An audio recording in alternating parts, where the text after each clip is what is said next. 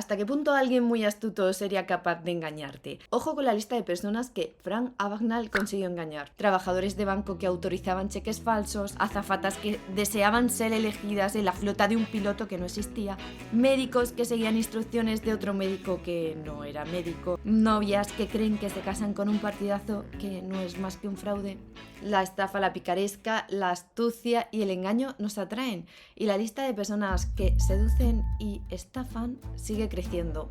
La pregunta es, ¿esta persona me hubiera engañado a mí? Hoy vamos a tratar de responder justo a esta pregunta analizando uno de los casos más famosos gracias a la película Atrápame si puedes, el de Frank Abagnale. Este es Leo DiCaprio interpretando a Frank Abagnale y este es el verdadero Frank. En la película, la carrera delictiva del chico empieza a los 16 años cuando los padres de Frank se separan y el padre de él se ve afectado por un montón de problemas financieros y deudas. Y es entonces cuando Frank decide falsificar cheques utilizando un talonario de su propia cuenta bancaria, pero escribiendo cantidades mucho mayores y cobrándolas en diferentes sucursales bancarias. La realidad parece ser que es un tanto diferente. De hecho, hay un libro dedicado exclusivamente a desenmascarar cuánto había de cierto en la autobiografía de Frank. Este libro se llama The Greatest Hoax on Earth, escrito por Alan C. Logan, y es que parece ser que lo que vemos en la película de Spielberg, ni más ni menos, no es tan real como cuenta Frank. Y es que esto es difícil que pudiera ocurrir simplemente porque es raro que un chaval de 16 años pudiera cobrar cantidades muy grandes en cheques, hubiera llamado la atención. Lo que sí hizo es robar un Ford Mustang y sí que cobró un cheque de $350 para conducir por Estados Unidos y acabar en Eureka, un pueblo al norte de California donde la realidad es que al intentar abrir una cuenta lo pillaron enseguida, entre otras cosas, porque su Ford Mustang era el único con matrícula de Nueva York que circulaba por el pueblo de California. Por cierto, punto clave para que los demás se fijen en ti, ya sea para bien o para mal, es ostentar. De hecho, la policía lo pilló precisamente por el Ford Mustang, pero hay otra película también basada en una historia real, en concreto la del narcotraficante de heroína Frank Lucas, que se pone en el punto de mira de la policía al llamar la atención con un lujoso abrigo de pieles. El caso es que fue arrestado y puesto en libertad enseguida porque por lo visto le dio pena al juez y siguió cobrando cheques falsos. El importe de estos cheques no es ni de lejos la cantidad que aparece en la peli, pero aún así hay que tener cierta astucia para cobrar dinero que no te pertenece. ¿Cómo conseguía engañar a los banqueros para cobrar los cheques? La verdad es que casi siempre eran mujeres las que lo atendían en los bancos. Uno, apelaba a la manipulación emocional o lo que es lo mismo, buscaba un impacto emocional en la persona que tenía enfrente, ya fuera mediante el halago o dar pena, o incluso utilizando regalos para hacer caer a la otra persona en el sesgo de reciprocidad. 2. El efecto halo que creaba al ir bien vestido, porque la apariencia de Frank era cuidada, por lo que la primera impresión que daba cuando entraba al banco, a falta de más información acerca de la persona que tienes enfrente, hace economizar a tu cerebro pensando que si A, entonces B, o lo que es lo mismo, si vas bien vestido, entonces tienes éxito. Tampoco dudaban mucho de él. 3. Un lenguaje corporal de confianza y seguridad. Y esto también es importante. Además, se observa más agilidad del personaje de Frank que, por ejemplo, del policía interpretado por Tom Hanks. De hecho, la comunicación no verbal es tan importante que, por ejemplo, en los aeropuertos de los Estados Unidos se dedican casi $1 billón a entrenar a trabajadores de aeropuertos para que puedan detectar si hay personas sospechosas de infringir la ley. Y ven cosas como la postura, los gestos, expresiones faciales y están revisando el programa. De hecho ya lo revisaron, no sé en qué ha quedado la cosa porque salió en el New York Times.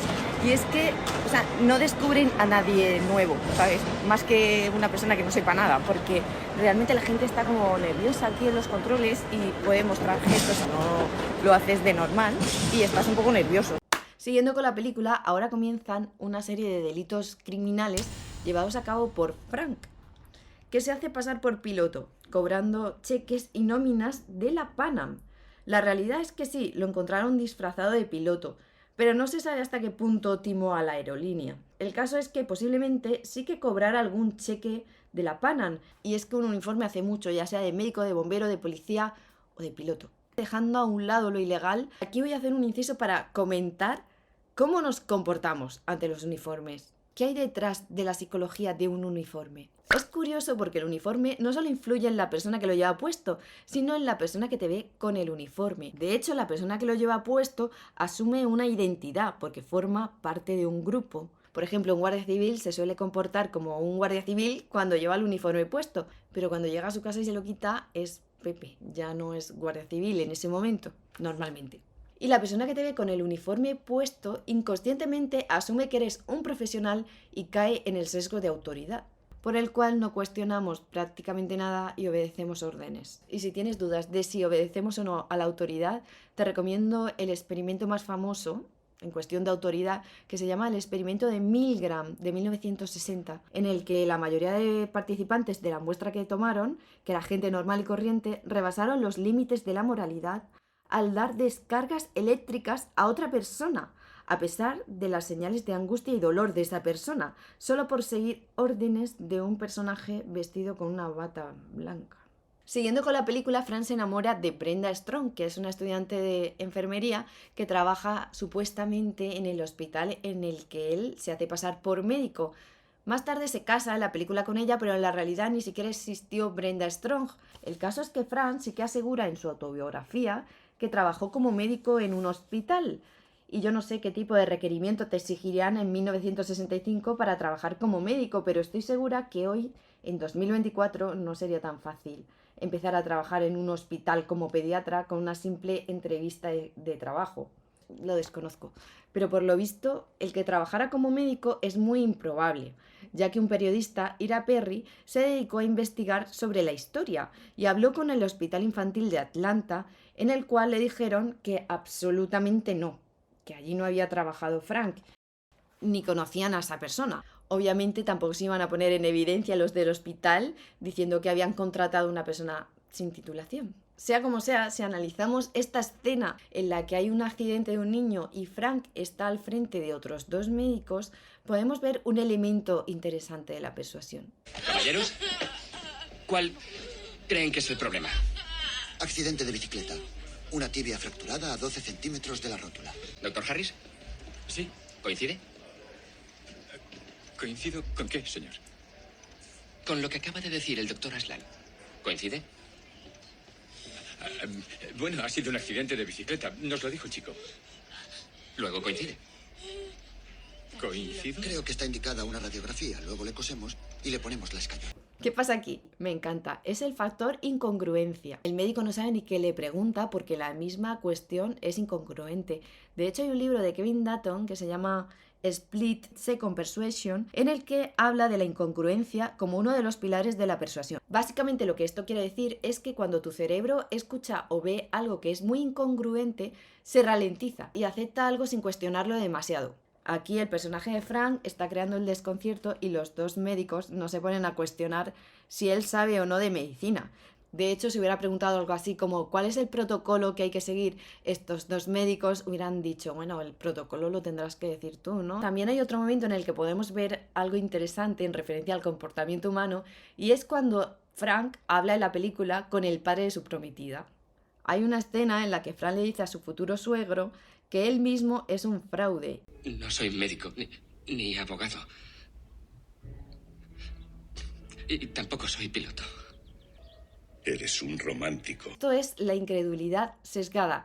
Está relacionada con el sesgo de confirmación. ¿Y qué quiere decir esto? Que los humanos tenemos cierta tendencia a la incredulidad, a no creernos algo, cuando esto contradice las creencias preexistentes que ya tenemos. El padre de Brenda a estas alturas ya tiene un vínculo emocional con Frank, lo ha aceptado como hijo y tiene dificultades para aceptar que el chico sea un timador. De hecho, las personas tendemos a confiar en nuestros seres queridos y tendemos a negar o a minimizar la evidencia que sugiere lo contrario. Y sino que le pregunten a los profesores, tutores de niños con mal comportamiento cuando tienen reuniones con los padres. Los padres no suelen ver nunca el problema en su hijo. El problema tiene que estar en otra parte, en otra circunstancia. El niño no ha hecho nada. La película continúa con más engaños, como por ejemplo cuando Frank se hace pasar como abogado de Harvard. después de pasar el examen para acabar defendiendo casos en la oficina del distrito de Luisiana. La película continúa con estafa tras estafa hasta que un agente del FBI, Cal Anratti, protagonizado por Tom Hanks, le da caza en Francia tras pasarse toda la película detrás de él. En definitiva, después de analizar todos estos elementos que utilizó Frank para manipular, desde tener buena presencia, su simpatía, ofrecer regalos, utilizar la incongruencia, eso de la autoridad, todo esto hace pensar que era una persona muy astuta, pero creo que su mayor logro es haber conseguido que todos nos creyéramos su historia, incluso escribió un libro, pero al disfrazar los hechos de su vida de esta manera consiguió que Steven Spielberg comprara los derechos para hacer la película Atrápame si puedes. Evidentemente no estafó más de 2 millones de dólares, de hecho ni siquiera se sabe si trabajó o no para la FBI, pero lo que sí que se sabe es que hoy en día tiene un patrimonio de más de 10 millones de dólares. ¿O también es mentira?